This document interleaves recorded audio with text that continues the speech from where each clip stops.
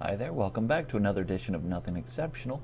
This review is of the movie Blade, starring Wesley Snipes, the first of the trilogy. Blade was created when Deacon Frost, a vampire, feasted upon his mother in a brothel while he was just a little baby, turning him half mortal, half immortal, or half vampire. He became the Daywalker. You can't have vampires without vampire hunters. Blade actually came out in 1973 in the comic book Tomb of Dracula and went on to fight many other vampires before this movie came out. In the movie, Blade is out to rid the world of all the vampires, get rid of their blood-sucking ways. In the movie, however, the vampires need Blade because of his blood type to summon an evil and wicked god to rid the world of all humanity. It's crazy, right? Deacon Frost in this movie is played by Dorff. One of his lackeys is Donald Logue. Hopefully I said that correctly, because he made this movie funny to me. Like the scenes where he keeps getting his hand cut off, or the line where he says, "We're gonna be gods! We're gonna be naughty gods!" That cracked me up. Also has Tracy Lords, a former adult actress in this movie, and has Kristofferson playing the guy that helps Blade rid the world of vampires.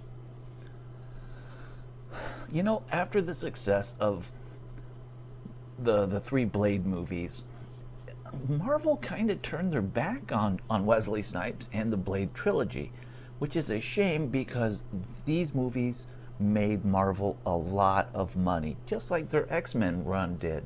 They continued with the X-Men movies, yet for some reason they stopped making Blade movies after the third one. I don't know the exact reasoning behind that. I thought they were commercially successful.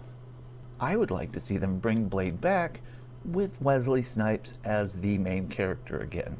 And it's just my opinion, but I think that these movies open the door for a lot of other vampire movies that came out after it. I mean, seriously, when did this come out? When did Underworld come out? When did Van Helsing come out? And those really bad movies that had the vampires and the werewolves and that girl.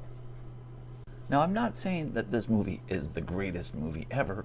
However, the fact that Marvel turned their back on this particular chain is befuddling to me. I don't know if it's because of Wesley Snipes and the tax problems he got into. I don't know.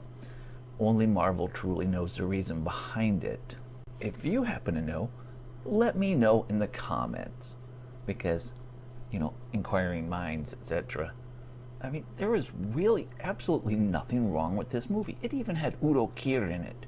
You can't have a vampire movie without Udo Kier, right? I mean, he was in Andy Warhol's Dracula, for crying out loud. The fact that they put him in this movie also. Anyways, you get why I like this movie. So when it comes to rating this movie, I'm going to give it 3 out of 5 stars. Just watch the movie. You'll see what I'm talking about. But until next time, be good to each other, kids.